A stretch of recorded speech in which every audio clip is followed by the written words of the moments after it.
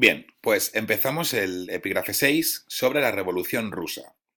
Bien, he puesto la fecha de 1905 a 1917 porque la revolución estalla en 1917, pero del caldo de cultivo que estaba surgiendo en la Rusia zarista, en 1905 empiezan unos acontecimientos que preparan esa revolución. Bien, entonces, vamos a empezar la Revolución Rusa con la parte de la Revolución de 1905. La fotografía que tenéis aquí, ya sabéis que es, es el zar Nicolás, ¿vale? Bien, en 1905, en el afán expansionista del imperialismo, ya sabéis, ¿no? Pues Rusia se mete en Asia. Porque obviamente no es que se meta en Asia, es que pertenece a Asia, a la parte de Siberia. Y por una serie de colonias con Asia, o sea, que estaba buscando expandirse más, va a conseguir una derrota por parte de los japoneses que estaban como en conflicto con un territorio. Esta derrota va a provocar disturbios en la población de Rusia, ¿vale? Por el hecho de la derrota. ¿Qué va a pasar? Que en enero eh, va a seguir todavía el yugo de la derrota, ¿no? Entonces, va a haber una serie de disturbios, sobre todo por la derrota que ha tenido Rusia en la parte de Asia, porque claro, poner tropas significa poner dinero, y también por el tema de que la gente está pasando hambre. O sea, más bien tiene una inestabilidad económica bastante fuerte, ¿no? El campesinado lo pasa mal cada vez que hay una guerra, ¿no? Bien, entonces, una serie de, bueno, una serie de gente va al Palacio de San Petersburgo a llevar una serie de peticiones para, única exclusivamente, mejorar las condiciones de vida e iniciar reformas políticas.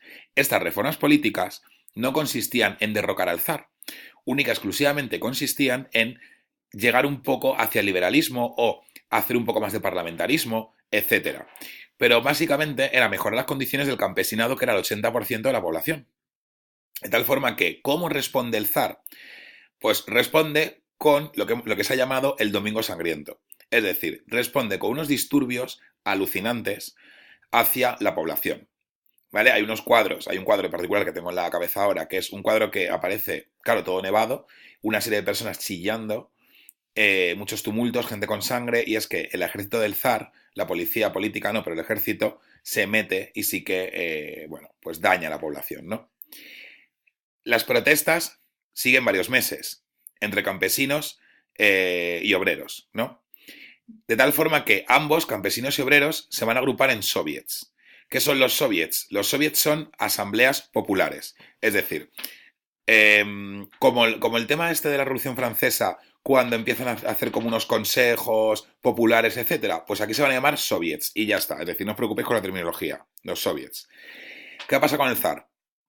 El zar, viendo esto, viendo la que se está liando, por así decirlo, hace una cosa que se llama el manifiesto imperial. Él dice, vale, ya estáis organizados en soviets, se me está yendo un poco de las manos el asunto, voy a hacer una serie de concesiones. Y en 1905 concede, por ejemplo, el sufragio universal masculino. Ya sabéis, cuando decimos sufragio universal en la edad contemporánea, en el siglo XIX, siglo XX, por así decirlo, estamos hablando casi siempre de masculino, nunca femenino. ¿Y dónde lo va a hacer esto? En la Duma, ¿no? Para ir a la Duma podían elegir a los representantes. ¿Qué va a pasar? Que el zar lo incumple. No va a hacer el sufragio universal, va a hacer parlamentarismo, es decir, va a convocar parlamento cuando él quiere, etcétera. ¿Y qué va a pasar?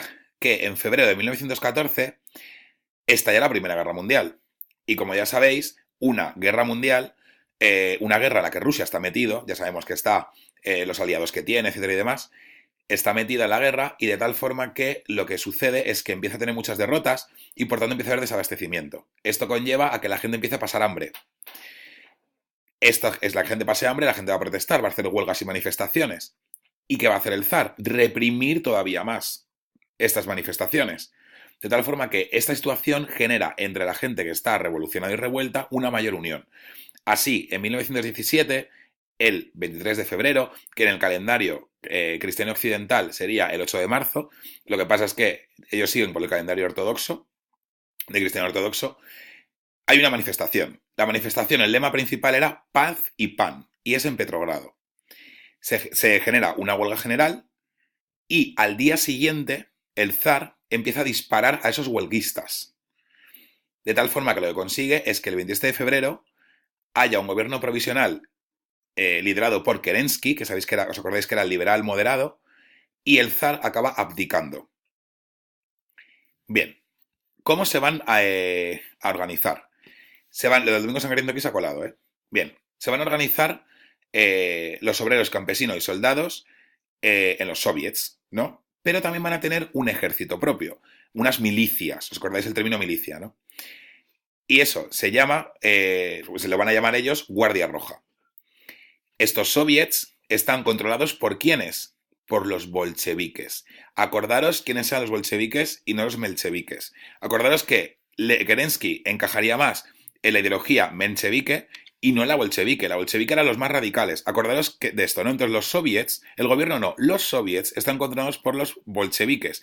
¿Y qué pedían estos? Que Rusia se fuera de la Primera Guerra Mundial, que las condiciones obreras mejoraran, que el campesinado se le diera tierras y que se reconocieran minorías nacionales. Porque, ¿os acordáis Austria? Todo el esquema de nacionalidades que había dentro. Pues en Rusia hay una mezcla de nacionalidades tremenda también. Bien, esta situación va a generar un poco de inestabilidad, porque tenemos a un gobierno provisional de una tendencia y a los soviets controlados por los bolcheviques, de tal forma que Rusia, el gobierno provisional va a decidir que Rusia todavía sigue en la Primera Guerra Mundial, lo que va a enfadar a los bolcheviques, que controlan los soviets, y sabemos que los soviets es lo que está más cercano a la población, y son muchísimos, ¿no? Esto genera inestabilidad política y hay una serie de derrotas en esta guerra mundial. Tal forma que un personaje que había contribuido a unas revoluciones bolcheviques, Lenin, hace una tesis que se llama la tesis de abril, un escrito. Lo que pide es que haya una retirada del ejército de la Primera Guerra Mundial, una redistribución de las tierras, que se hagan comités obreros que controlen las fábricas y que las nacionalidades sean, que se reconozcan nacionalidades, ¿no? Y que sean autónomas. Y, por supuesto, entregar el poder a los soviets, no al gobierno. De tal forma que al final Lenin como que prende un poco la mecha y hay una insurrección popular en julio en Petrogrado. El gobierno va a acusar a Lenin de hacer tumulto contra el gobierno que había derrocado al zar. De tal forma que Lenin se tiene que exiliar al final. Y mientras tanto, va a haber un intento de golpe de Estado de la gente conservadora que quiere que el zar vuelva. ¿Y quiénes van a frenarlo? Lo van a frenar no el bando moderado, lo va a frenar los bolcheviques. Esos soviets, esos bolcheviques que van con Lenin. Bien, en octubre de 1917, lo que va a suceder es que Lenin, a hurtadillas, por así decirlo, va al soviet de Petrogrado y se meten en los puntos claves de la ciudad y van a asaltar, el Palacio de Invierno. El Palacio de Invierno es el Hermitage, es decir, el palacio es enorme donde el zar estaba, ¿no? Que ahora que estaba ahí el gobierno y demás, y ahí estaba el gobierno, ¿no? Entonces, van a detener al gobierno provisional y, por tanto, en ese momento la revolución rusa había triunfado. Se establece el primer gobierno bolchevique y el presidente es Lenin. Lenin, ¿qué va a hacer? Poner en marcha lo que reclamó. Sale de la guerra por el Tratado de Brest-Litovsk y también, obviamente, lo que hemos visto antes, ¿no? Hace los comités obreros, autonomía de nacionalidades, redistribución de las tierras y el poder es de los soviets en este momento, ¿no? En este momento ya Rusia, la revolución ha triunfado y va de camino hacia el comunismo. ¿Qué va a pasar? Va a haber una guerra civil. ¿Por qué? Porque terratenientes, altos mandos del ejército, iglesia ortodoxa, moderados incluso del gobierno provisional, están en contra de todo esto y van a formar un ejército. Y ese ejército se llama el Ejército Blanco. El Ejército Blanco va a recibir ayudas de potencias extranjeras, porque claro, Francia, Inglaterra y demás no querían que se contagiara esta revolución. Ellos estaban más a favor de la revolución moderada que había habido antes, pero no de esta, que es tan agresiva. De tal forma que los bolcheviques, Lenin y demás, el gobierno de ese momento, forma el Ejército Rojo. Bien, el gobierno va a establecer durante esta guerra civil una cosa que se ha llamado el comunismo de guerra, que básicamente es nacionalizar la industria, requisar las cosechas para alimentar al ejército. Van a triunfar al final los bolcheviques y van a fundar el Partido Comunista. El resto de partidos están prohibidos y se establece una dictadura comunista, que a cualquier opositor del régimen se le reprime.